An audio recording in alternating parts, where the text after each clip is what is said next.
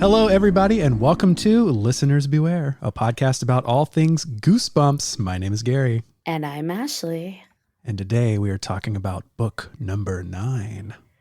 Welcome to Camp Nightmare. It's winter, so let's talk about summer. Why not? You know, it helps keep us. Although with this summer, I would like to avoid that summer experience. But speaking of, would you like to give us the book synopsis, Gary? Because you do it so well. I would love to. Those scary stories about camp are all coming true. The food isn't great, the counselors are a little strange, and the camp director, Uncle Al, seems sort of demented.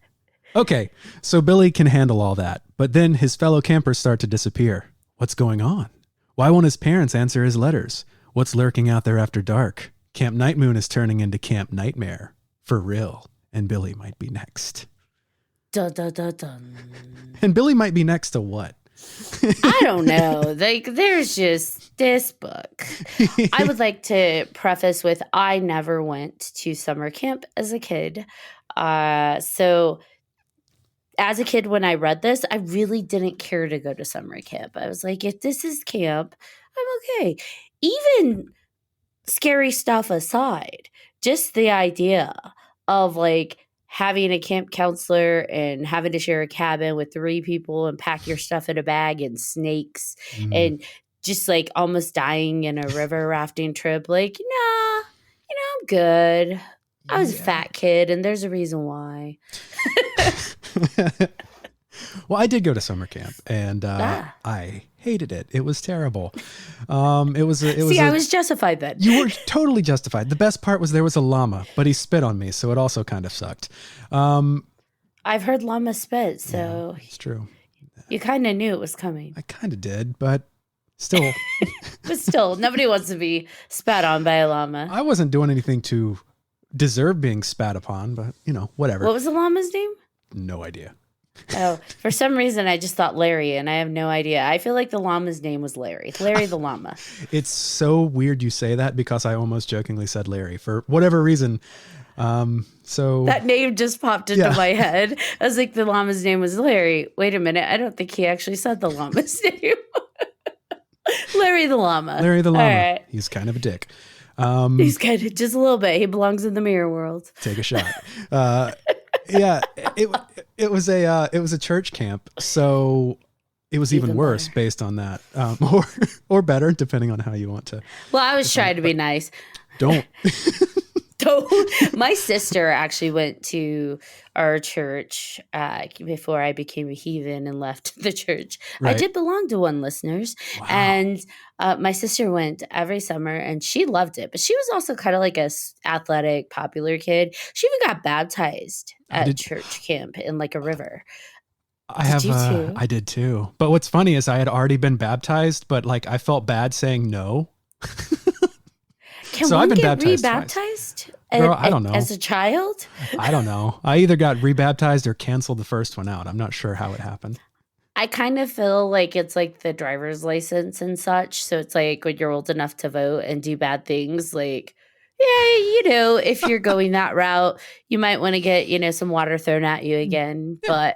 Or maybe wait after because we do a lot of really bad things in our 20s. I don't know. Or maybe you just keep doing it periodically, updating it. Kind of like getting your teeth cleaned. I don't know. Like, yes, I know I ate all that candy and drank those Slurpees. Yep. Okay. Those are my sins.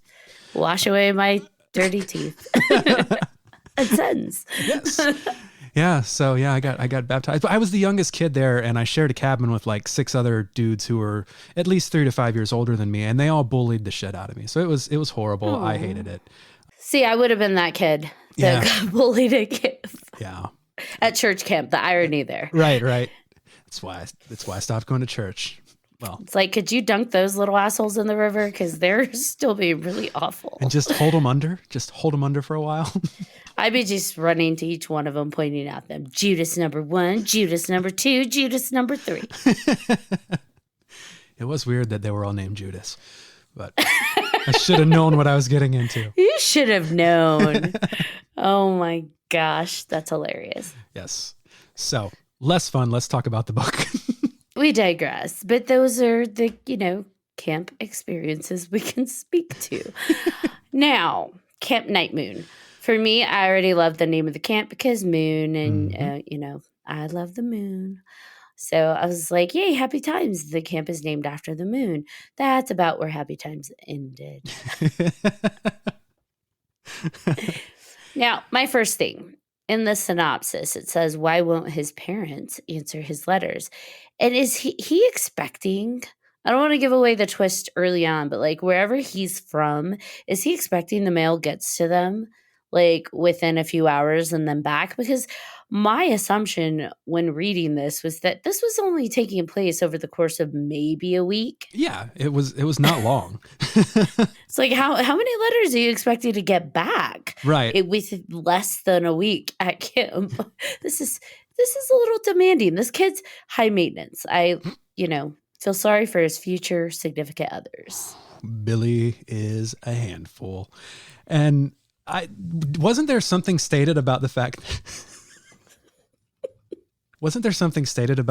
that they had to write home like every day or something like that? So it almost seems it was one of the camp rules. Yeah, that's right. So it almost seems like they were like getting responses out quickly, but I don't know. I mean, sending letters every day isn't the same as receiving letters every day. True. Yeah. I don't know. I think he just had the comprehension of a 12-year-old of like, well, if I send them every day, I'm going to receive them every day. And it's like, I don't think it works that way, my friend. But I don't know, again, how mail works in his side of the world. Universe? There we go. So maybe it is a lot faster. Yeah. We are introduced to his parents getting him prepped for camp. They try to give you a little bit of foreshadowing, with mom saying, do your best. And he's just like, what? That's a weird thing to say to a kid before you go to camp. For me, I mean, I guess it would depend if I knew what kind of camp I was sending my kid to. All twists aside, like if you're sending your kid to some kind of adventure camp where they're going to be doing a lot of quests or something, then yeah, I might say do your best, try your best. Yeah. He was already paranoid. He was. But maybe that paranoia and power of observation might serve him well in his future quests. It might. We might find out towards the end of the book that it was all for something. Ha ha ha. Yeah, so it takes 2 buses to get to this camp apparently, because they're dropped off, and then another bus picks them up, and I believe it's in between. A creature tries to attack them, like hundreds of that creature. They're surrounded on a blacktop by these things, and the way that they're describing them, I mean, hindsight, you get to the end of the book and you're like, okay, that makes sense. But at the beginning, I'm like, what kind of creature is that? Like, I've never heard of that. Yeah. But okay, we'll roll with it because they don't, like, they're scared they're going to be attacked, but they don't seem to be too terrified. Like, whoa, that's a monster. That's something I've never heard of. It's like, oh, this might be that kind of creature. It's like, what? Right. Okay, sure. This is fictional. So, yep, that's a thing. Yeah. But the fact that these hundreds of these things swarm them, they're baring their teeth at them, they're clearly going to eat them. Mm-hmm. And he, this numbskull falls and like gives himself a concussion. So for me, it's like you just made yourself pounce food. Right. Like if Uncle Al had not arrived in time, he would have been eaten for sure. Like he fell off the blacktop, bonks his head, he's laying flat out on his back. And it's like, really, Billy? Your mom said do your best, not do your best to be eaten first. Yep. Really, Billy. I like that. Really, Billy? I feel like this entire book is really, Billy. Yeah, it's true. Let's just put that out there. Yeah, that needs to be a t-shirt. Really, Billy. Yeah. Hashtag really, Billy. Hashtag really, Billy. I wonder if that hashtag currently exists. We're about to make it one. It's gonna happen. Or it's gonna be hashtag silly Billy. Oh. Silly Billy. So Uncle Al shows up and he's got this weird ass gun. Mhm. I think a rifle it's described as. And, you know, it feels not of this earth a little bit, the way that this stuff's being set up. But then I'm like, you know what, RL, he ventures off into left field. Why not? He does weird things. He Let's does. roll with it. This Yeah. is Stine's world. We're just here to read it. Yeah. And so, I mean, I kind of assume. This is Stine's space. Because Ooh, alliteration. I like it. All right. You were saying, sorry. I get excited with alliteration. I do too. Yeah. So anyways, a second bus comes and picks them up after they're introduced to Uncle Al and his weird gun. The entendres on that one. Yep. Drops the girls off at the girl cabin and the boys off at the boys cabin. And we're introduced to Mike, Jay, Colin, and Billy. Mike, J, Colin, Billy. Yes. And In bunk 4. the boys of bunk 4. Hmm. And they meet their awful counselor, Larry. What a name, too. Like, that is the perfect name once you get the vibe of the counselor. Like, he's a total asshole. Right. And he's mean, he's dismissive, he ignores them. Clear issues where a counselor would be needing to step in. He's just like, suck it up. Yep. And it's like perfectly named Larry. And if any of our listeners are named Larry, I apologize for the stereotyping, but you know I'm right. We're talking about the other Larrys, not you. But you. And also maybe you. And also maybe you. Here we are. So we're in bunk 4. We meet the 4 guys, the 4 kids that are staying in there, and Larry. You know, we've already got stereotypes afoot. Mike's kind of this dopey, out of his realm, out of his comfort zone, loves to eat junk food kid. Jay is kind of the cool prankster. Colin's his second in command. And Billy, well, he's our really Billy. In this story, I am a Jay. Aha, okay. I'd be a Mike. Where are my Twinkies? Oh, I'm sorry. I meant to say Mike. Jay's the cool guy, right? I would never be Jay. Yeah, he's the cool prankster. Yeah, I'm not. I mean, isn't he the one that's wearing sunglasses, or is that Colin? I think so, yeah. One of them is always wearing sunglasses, even inside, and he makes it a point to say that. Right. And I'm like, you know, RL was like a man ahead of his time, because even now we struggle with people that still think they're cool and wear sunglasses inside. Yes. Which this book was written in what? 1993? So, oh my gosh. It's like 20 years ago. Yeah. He was a man ahead of his time. He was. By decades. By decades. It was him and Corey Hart. Just talking about sunglasses. All inside. But yes, I would be a Mike because I was the chubby kid who loved junk food and, you know, just a sweetheart. Likewise. So what do they find in their bed? They find what nobody likes to find in their bed. Snakes. And not just one snake, but 2 snakes. A whole gang of snakes. A whole gang of them. So we have a couple of snakes, literally, in the bed. And Mike freaks out. And of course, you know, Jay's a jerk. Mm-hmm. And Jerk Jay pushes him at the bed to face his fears because he's like, they're not real. And then what happens? Mike gets bitten by the snake. And I love how automatically Jay's like, oh my God, I'm sorry. I didn't mean it. I didn't mean to push him. And it's like, dude, you literally grabbed him and pushed him. Right. How does one not mean to at the same time that you actively went, yonk? Yeah. It takes you yeeted force. him at the snakes. Yeah. There was definitely yeeting afoot. Yeeting of the mic at the snakes. So poor Mike got yeeted by Jerk Jay at snakes, and Mike gets bitten. Off he runs, freaking out to go to the nurse, or assuming there's a nurse. He runs out, but there's still the problem of the snakes in the bed. So what happens, Gary? The boys get real clever. They take the sheets off the bed, tie the snakes up in the sheets, and throw them outside. Now, the problems with that. I love that silly Billy there thought that was a good idea to get him out. Which, yeah, I mean, that's a great idea. Wrap them up, get them contained. To me, it's like probably put them in a container to get rid of them later. Yeah. But no, they're like, let's throw it out the window.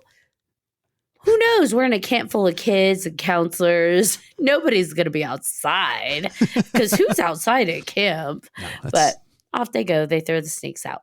And is it out the window, or in the book, do they take it outside and throw it into the trees? I think in the TV episode, they throw it out the window, but I think in that's what I'm thinking. Book, they might have gone outside and thrown it at the trees. Yeah, I believe so. They should have just like Jason X just beat it against the tree until... That would have been a great idea.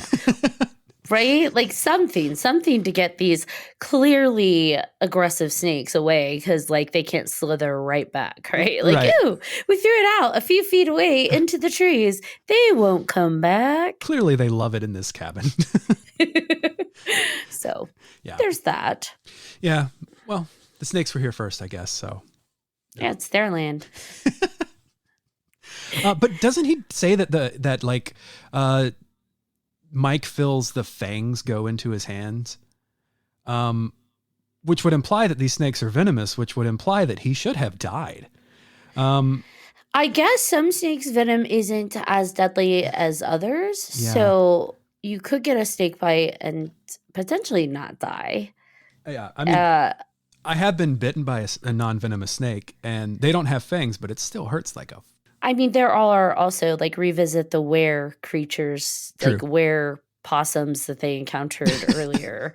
I honestly envisioned like little were meerkats, but I know it was cute. In my head, they were little were meerkats. So imagine those things. So for me, it was like, okay, now we have snakes that are venomous, but not deadly. Right.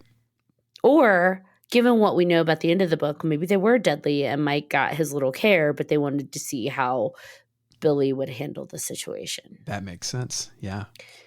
Or maybe they were stunt snakes all along.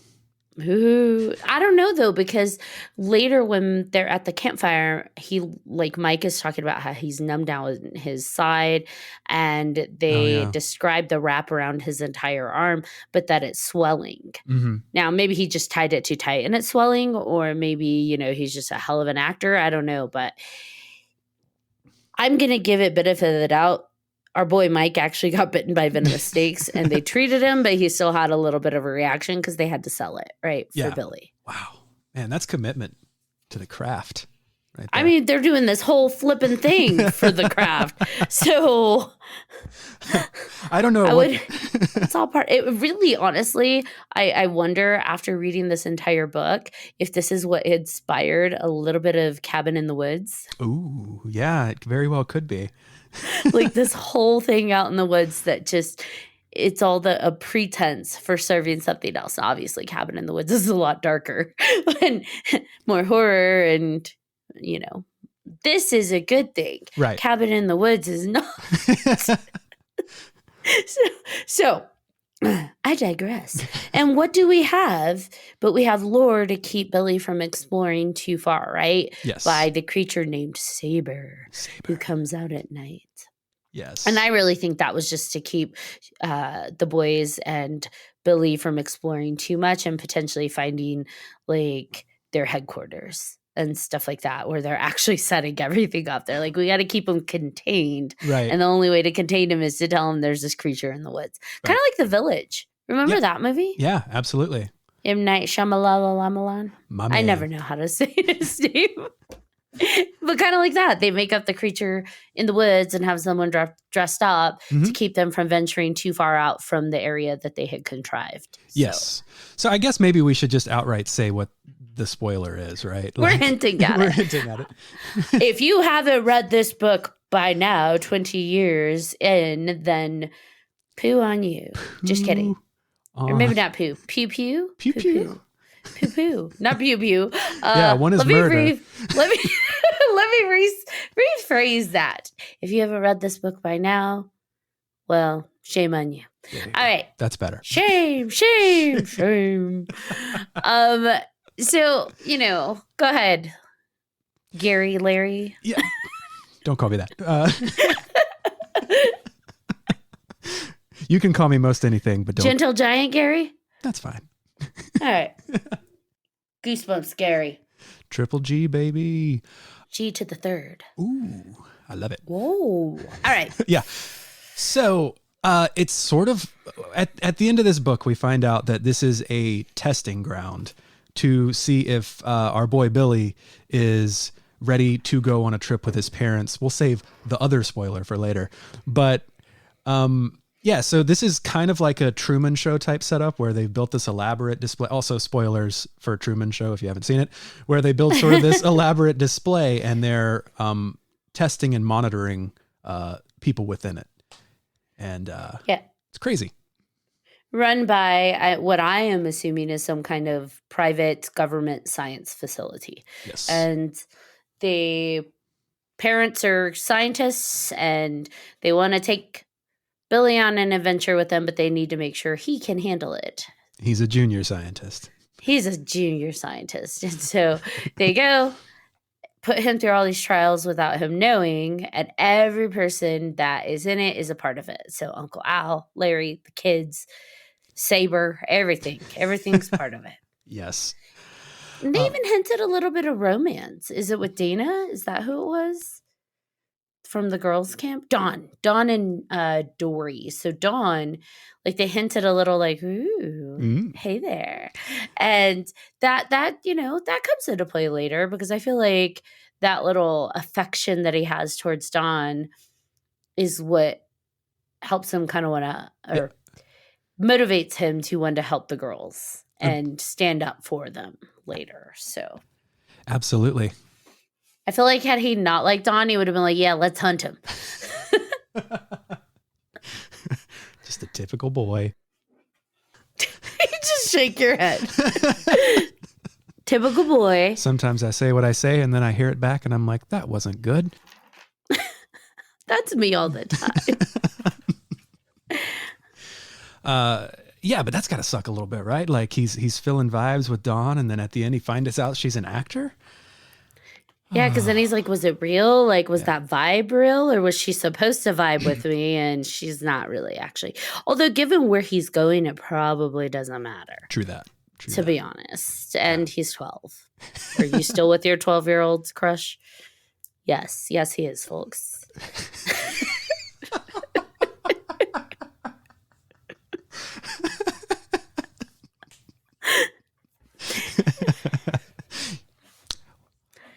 Way to out me like that. You're welcome. All love. And they call it puppy love. So, I mean, realistically, I feel like there was never going to be a full summer timeline anyway. No. Everything popped off so quickly. Like suddenly it's tent night, so you're all going to sleep outside. And Jay takes Colin and what was the other kid's name? Roger. They go, Jay and Roger go. Oh, that's right, because Colin was hurt. Mm-hmm. Because Larry threw a baseball at his head. So Colin's hurt. Colin has a concussion, and they stay in the tent while Jay and Roger sneak off to go to the forbidden bunk. Which is also one of the rules. Like, there's only a few rules at camp. You don't go to the forbidden bunk. Write your parents every day. And what was the other one? Don't I feel like there was a talk to the girls. Always obey rules or whatever. Yeah. But either way, he doesn't go. To be honest, in the book and in the TV episode, I feel like they didn't really apply that much peer pressure. It was, do you want to go? Are you sure? Come on, let's go. Okay, bye. Whereas I feel like at that age, at 12, at least from what I remember, they were a little bit more aggressive with peer pressure. Yeah. And clearly RL likes to write about peer pressure. So it's kind of strange that this one's so soft on it. Maybe they were wanting to see what Billy would do if one of the scouts disappeared. because he wasn't there. Like, what if he had gone? What would have happened? You failed. Trials are over. Sorry, guys, he didn't pass. Like, what if he did fail one, or would they have just called it? Like, sorry, parents, your kid screwed up. It's not happening. I don't know. Like, he and Dawn snuck into the Forbidden Monk and were making out. Like, I don't know what to tell you. He can't go. Right. But what a way to not go.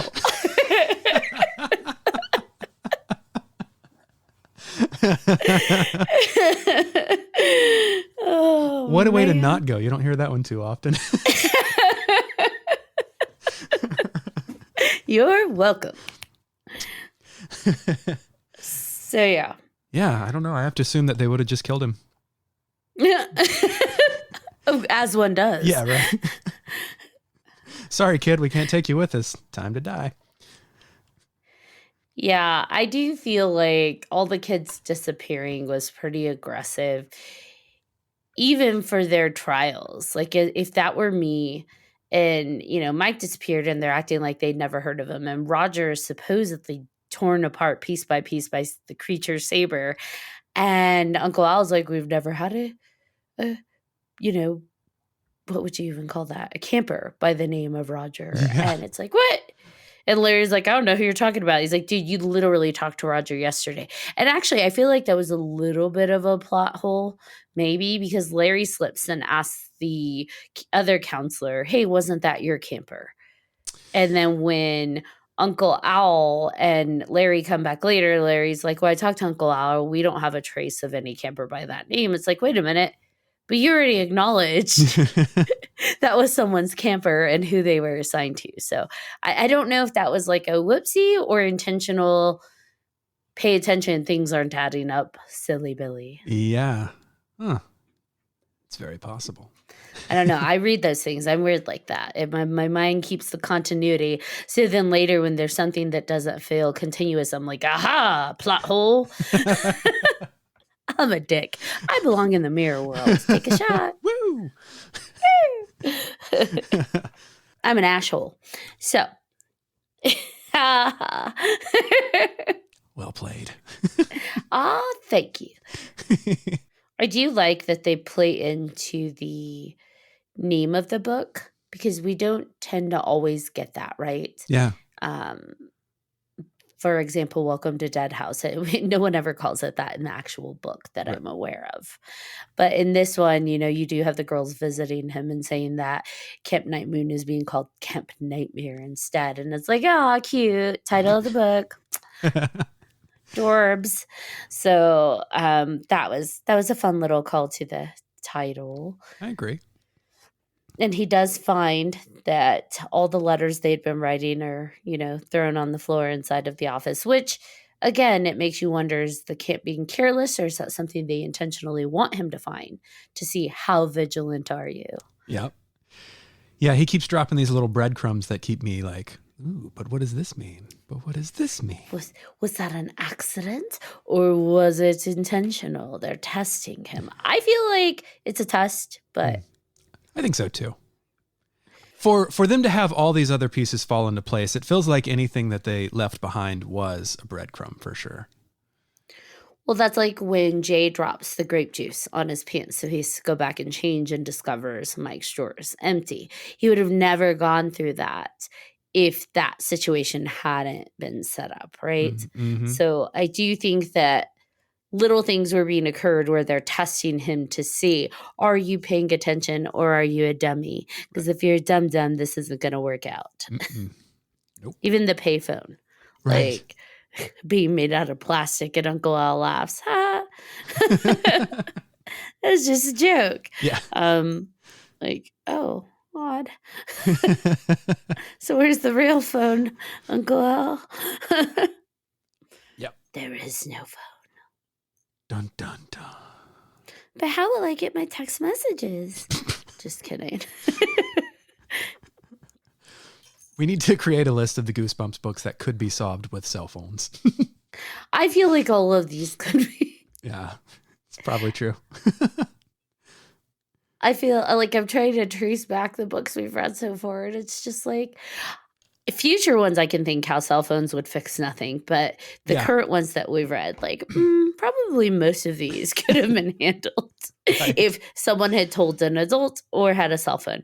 The Yep. dummies one, I mean, they did tell the adults, and the adults didn't believe them. Same with Monster, the girl who cried Monster, but Yep.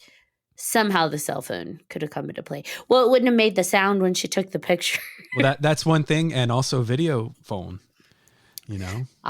Yes. So those all very solid things. Yes. Although, would his image have appeared on the video phone? Because it didn't in the film. That's a good question. Ooh, interesting. See, we're digressing again. Yeah, I don't mind though, because now I'm wondering how many of these would actually appear on a phone if they didn't appear on regular camera. Right. And what happens if you take a picture of the picture in Say Cheese or Die? And I. Ooh. Say Cheese and Die. Good question. Does it create like a double? Is it like The Ring where they make a copy of the video and show it to others? So now it's just like spreading everywhere because the curse carries. Would that be the same with that one? Like while we take a picture of the picture. So maybe that's what happens in the sequel. I'm like serious squirrel today. Okay. So hello, listeners. My name is Ashley, your friendly neighborhood squirrel. I apparently have attention issues today. Focus is not my friend. So the next day, Silly Billy learns about a hike he's supposed to go on with Colin and Jay, but discovers he's actually not invited to the hike, and Colin and Jay never return, along with the counselor. And of course, Billy does what any sane child would do, or is any sane human, any sane individual would do, and is like, where's Colin and Jay? And there's two new kids moving and saying, I don't know who that is. So his two bunkmates are now gone. So he's the only original at this point, and two new guys are in there, and they're just like, I don't know who that is. We're new, dude. Yeah. And Larry's like, By the way, we're going to go on a rafting trip with the two new kids. Yeah. And it's like, that's not scary at all. Kids are disappearing left and right. But I'm going to trust you on a notoriously dangerous nature activity of river rafting. Sure, let's do it. Let's die. So they go. Now, here's what I do like. As much as Larry is kind of a standoffish dipshit, yes, he does acknowledge he does acknowledge Billy's questions. So he does say, I'll follow up. I'll talk to Al. I'll talk to, even if he's not nice, he does seem to try and address his concerns a little bit without giving too much away, which to me, that's responsible versus just straight up ignoring him. right. Even if the answers are weird. And, they go on that river rafting trip and things go afoot really quickly. Topsy-turvy, one might say. Yes. So two kids disappear down the river. He saves Larry, which I think is actually really cool. Mm-hmm. Because Larry's, he had a few options. He could have gone with them because he was scared, or he could have jumped out and saved Larry, and he chose to save Larry, and that was really awesome of Billy. Yes. He was no longer silly Billy. Mm-mm. He was Thrilly Billy? Chilly Billy. I don't know. Oh, he probably was. That water was probably really cold. So he and Larry finally make it back after like miles and miles of hikes. And it's kind of interesting because at that point, the story could have gone in so many different directions. And instead, Larry wakes him up in the middle of the night and says, they're going to go on a hunt. And Uncle Al arms them up, all of them with tranquilizer rifles. And he's like, yeah, two girls have escaped, which happen to be Dawn and Dory, which are Billy's friends, one of which Billy has a little bit of a thing for. And he's like, I'm not going to shoot them. And Uncle Al's like, yeah, dude, I'm not asking you to murder them. These are tranquilizer darts. We just need to get them back. Which, again, that's flipping weird. Like two campers escape. It's like, call 911. We need to make sure they're safe. And instead, Uncle Al is like, hey, we're going to knock them. We're going to tranquilize them and drag them back to camp. Like, what the hell? Now, Billy, that's his final point. That's his last straw. Yep. And he stands up to Uncle Al. What I love is that he's going to shoot Uncle Al. Trank his ass. He's going to trank him. He's like, I've had enough. I won't do this. And Billy actually does pull the trigger to tranquilize Uncle Al, which props to Billy. Having an aggressive adult coming at you who's been kind of terrifying the entire time, and the whole camp is down to go hunt these girls, and you're really the only one, and taking that, like, pulling the trigger on him, like, that is a pretty big balls move. Yeah. Ballsy Billy. Ballsy. There we go.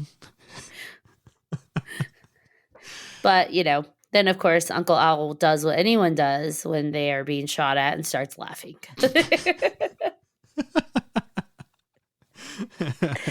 It reminds me of Willy Wonka, to be honest, when that part reminded me of Willy Wonka when he yells at him about the contract and you failed. And I said, goodbye, good day, sir. And he's like, off he goes. And they're like, oh, and he gives him the little thing back. And he's like, oh, Happy, you did it. You passed. You won, my boy. And it's like, what? Charlie's like, he really is off his rocker. This is what that felt like to me. The ending of Willy Wonka, where it's like Uncle Al's been screaming and crazy and weird and delirious the entire time. Billy shoots him or tries to. And Uncle Al's like, you passed, my boy. So happy. Yeah. Wow. And yeah, this is where the twist is revealed. Now, which twist might that be? Oh, the first one, the one I've already gone into. But there's a second twist. Would you like to deliver that one? No, I've been talking my ass off. I think it's you. It's me. Okay. Yeah. I've been talking too much. Gary needs some light too.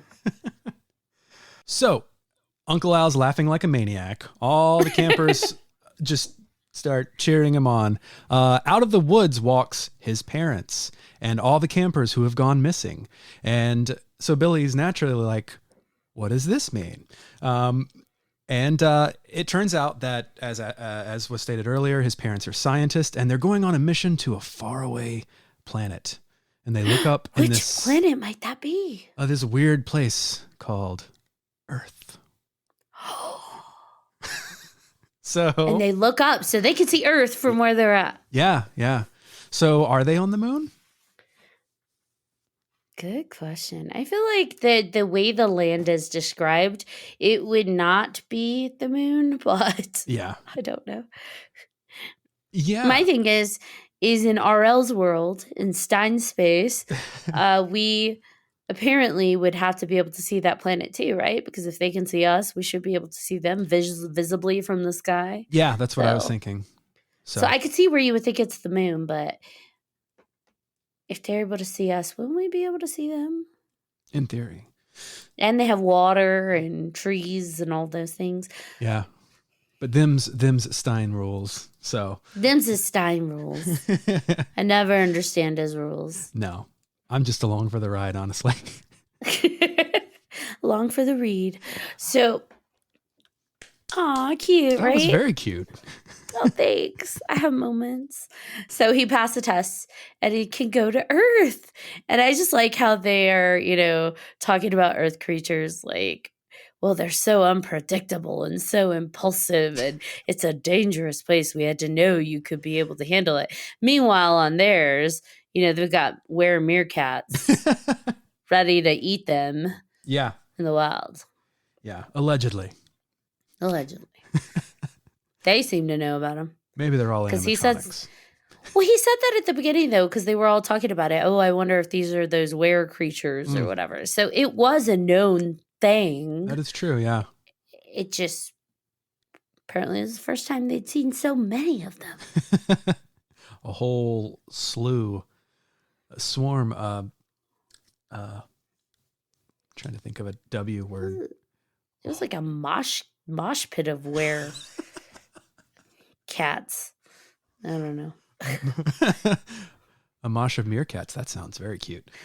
Aw, meerkat mosh. Cute. A world of werecats? That could be a Goosebumps title. Yeah.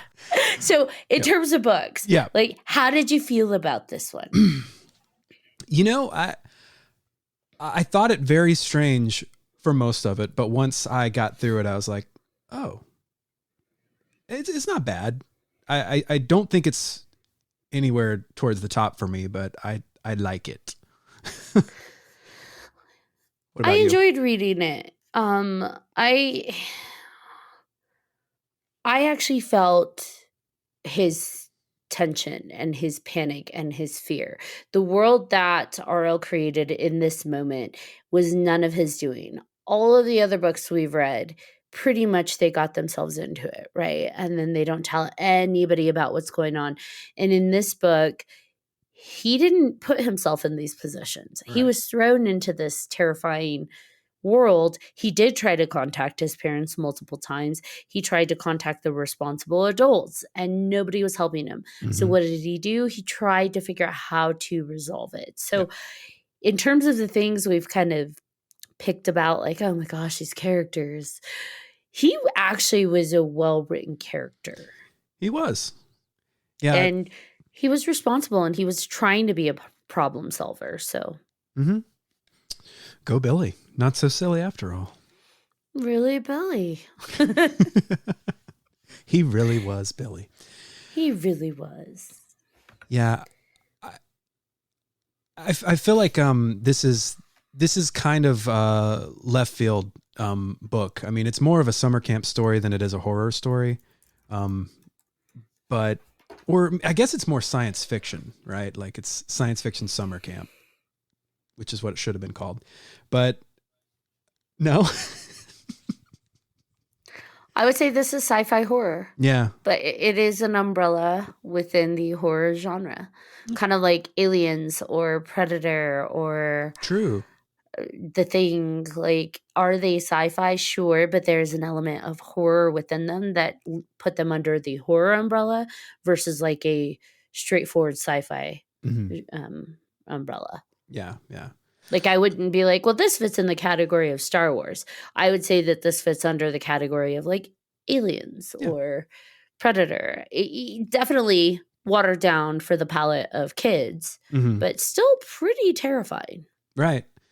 Yeah. It was cool. What about the TV episode?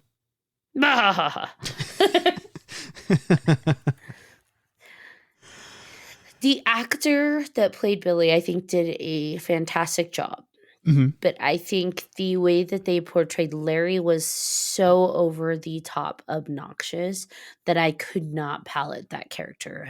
That's yes, Larry had to be cold and standoffish because that was the purpose of all of them. To an extent, they were playing the role they were given by the science facility. But like, he wasn't that much of an asshole.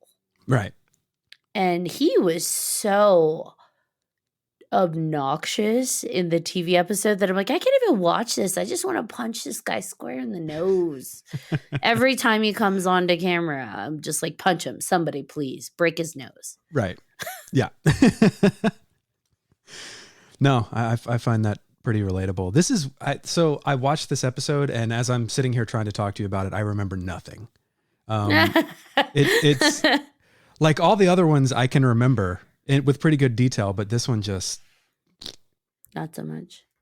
In terms of what they chose to show, I think they actually did a pretty decent job of not cutting out too many important scenes. I think they chose decent ones to keep in and keep the story flowing. So I feel out of all the TV episodes, this one probably sits closer to the book than any of the other ones.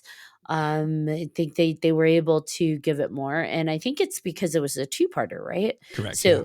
they had more time. Right. So that one, I will say that, like, in terms of TV to book, this one was probably the truest. In terms of level of overacting and obnoxiousness, if that's a word, Yeah. it was too much. It was too much for me. I wish they would have shown the where meerkats, because we just heard the noise, but then, they skipped to Uncle Al. And I think he didn't have a shotgun because they couldn't show the firearms. I Right. forget what he had. I don't remember. It was like a crossbow, or was Some that what kind of he handed bow. out at the end? Yeah. He had something, but he didn't. It was so quick. I'm like, oh, okay. They couldn't show too much of that. It was. Right. I get the animals part because probably production value, that'd be too expensive to try and recreate that entire scene of the meerkats or whatever they are surrounding them on the blacktop. Mm-hmm. But like, it definitely, like, they could have given us a little more. Yeah, I agree with that.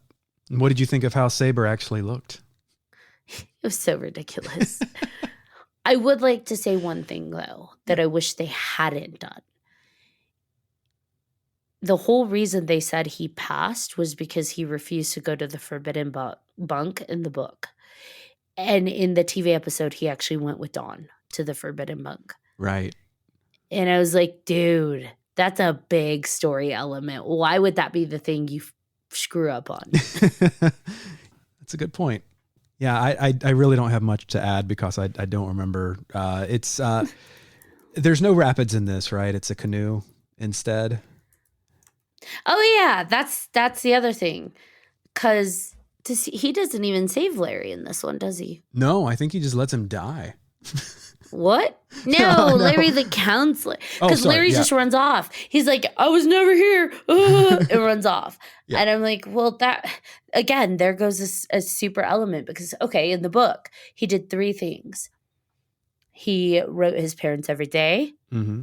He saved Larry, which was bravery. He refused to, or courage or whatever. Mm-hmm. He refused to hunt Dawn, and he didn't go to the forbidden bunk. Those were the reasons he passed. So 2 of those were completely taken out with the TV episode because he did go to the forbidden bunk, and he never saved Larry because it was the canoe. He tried to save the guys when it flipped. Yes. And he couldn't find them. So then he went to go get help. So they use that. Well, you tried to save them. And it's like, no, in the book, you actually saved Larry. Yeah. Yeah. You risked your life to save him. So I didn't like that they made those 2 changes. I was not a fan of that. And that was like a really drawn out scene. It was. It really was. Could have used some rapids. Just intercutting. Rapidly done the scene. Yes. Yeah. And I love how the one kid, like, you're alive? He's like, yeah, we were just under the canoe. It's like, we had air bubble things. I'm like, the hell? Do you think that would be the place you also check? We were just under the canoe. Right? Like, oh, okay. And it's just funny that they flip and all of a sudden they're drowning. Like, what? Right? They can't swim? Yeah. So, I guess that's the episode. I liked the book. Yeah. For me, I felt like there was enough tension and enough elevated horror, if that's what you want to call, that it worked. Mm-hmm. So them being chased by the saber or whatever, and he's trying to get Colin, who's got a concussion, into the cabin, and Jay's running with him. Like, those are solid, scary things. Yeah. Kids disappearing at camp and the staff acting like they never existed. That's scary shit. Yeah. So it's like, okay, RL, I see you. I see you having some fun with Nightmare on this one and hunting the girls. Like, we're going to hunt them. Mm-hmm. Those are things that I think, all right, that's decent. Yeah. And so I liked the book. I will say, would that be something I default read all the time? No, but in the book, reading it in that moment, absolutely entertaining. And I would say, if you're reading the Goosebumps series, don't sleep on that one. Read that one.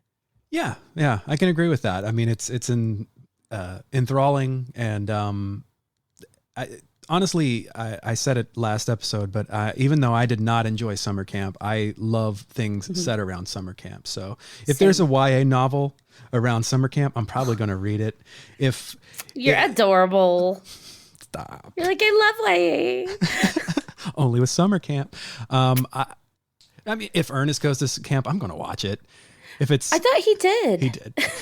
Okay. I was going to say, I'm pretty sure he did. Yeah. If it's heavyweights, I'm going to watch it. If it's Camp Nowhere, I'm going to watch it. Like, it's just a thing for me. I loved Camp Nowhere. Oh my gosh. If I was ever going to go to summer camp, I'd want to go to Camp Nowhere. Yeah. Nowhere. Blah, blah, That's blah, blah, fair. blah. I have words. Yeah. There's actually a convention at the camp where Ernest Goes to Camp took place every year. And I really want to go, but I don't. No, but I don't.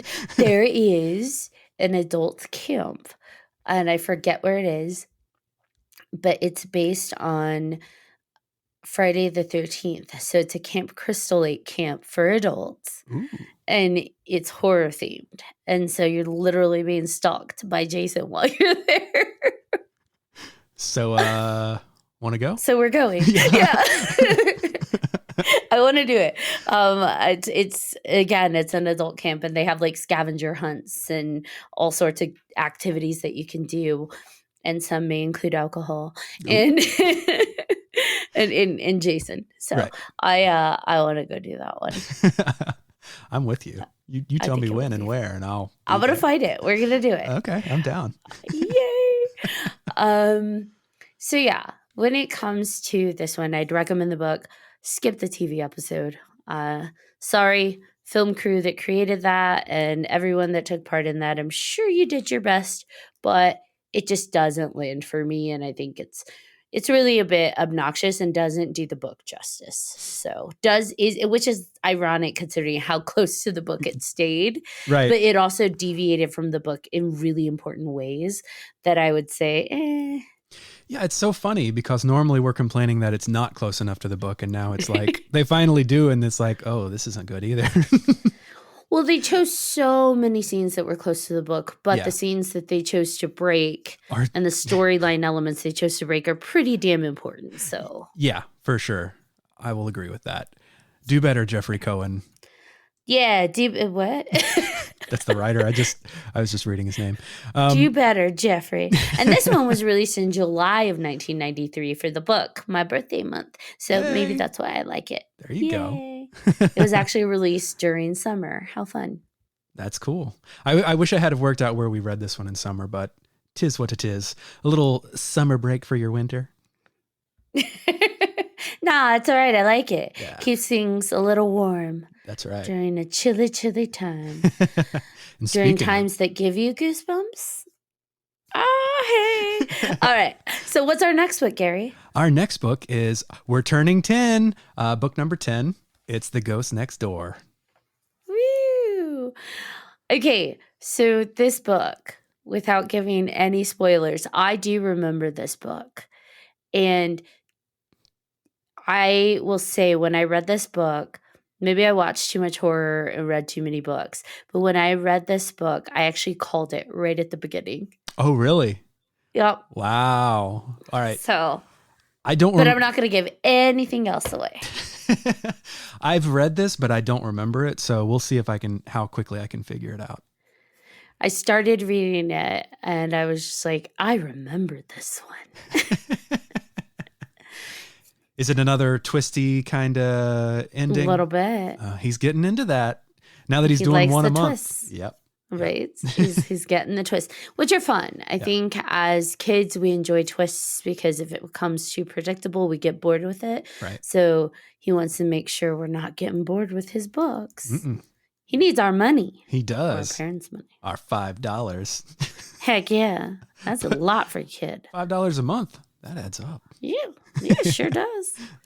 I'd rather buy Slurpees with that, but I've mentioned Slurpees a lot. I apparently love Slurpees. I'm getting that vibe. You're gonna buy me a Slurpee? I'll buy you a Slurpee. Ah, yeah. There's 7-Elevens. Yeah. There's 7-Elevens. I love that there's 7-Elevens. I hadn't into that statement, but then I just stopped. Why? Because it was better this way.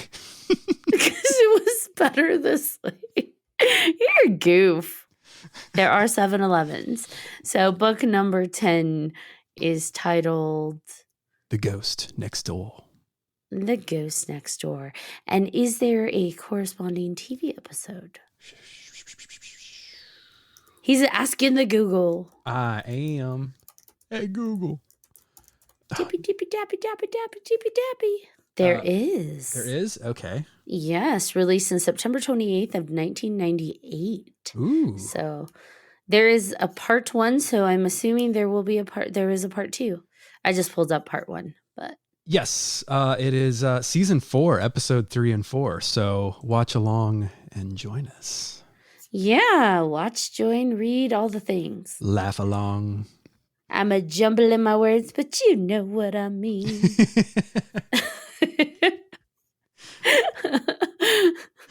All right, everybody. Thank you for listening to Listeners Beware, a podcast about all things Goosebumps. Are you looking for more spooky podcast content? Check out 3 Haunted Podcast, where Ashley and friends talk about all the things that give you goosebumps. And what just happened this week, Ashley? Oh my gosh, we had our 100th episode. We officially aired our 100th episode for 3 Haunted Podcasts, in which Goosebumps Gary here also joined us in an episode that is not family friendly, but a really great time. So if you're looking for something fun to listen to, we talked about paranormal games that people play, and you can find 3 Haunted Podcasts on all networks that stream podcast content. I love it. And I can be found at the Wax Nostalgic Network, waxnostalgicnetwork.com, and wherever podcasts are available. Thank you for going to summer camp with me. That was fun. Oh, I'll go to summer camp with you anytime. Until next time. Yes. Would you like to give us the book synopsis, Gary? Because you do it so well. I would love to. Let me prepare. Because people like hearing that. Yeah, right. People just love it when you clear your throat into the microphone. Obviously. All right. I mean, for their setup and... Sorry. That's okay.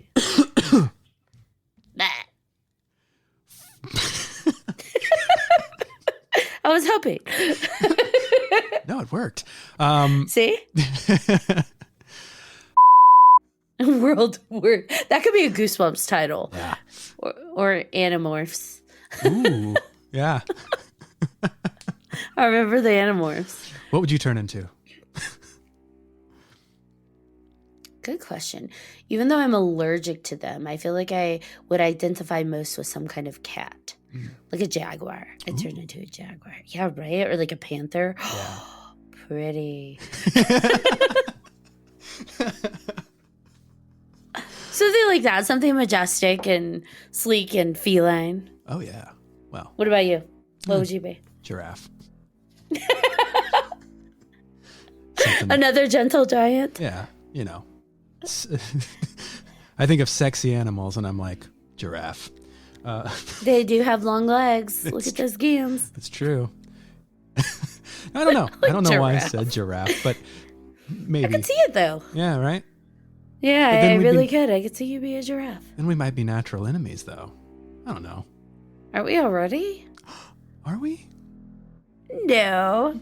We'd be those weird creatures that they TikTok and Instagram about, unlikely friendships or whatever.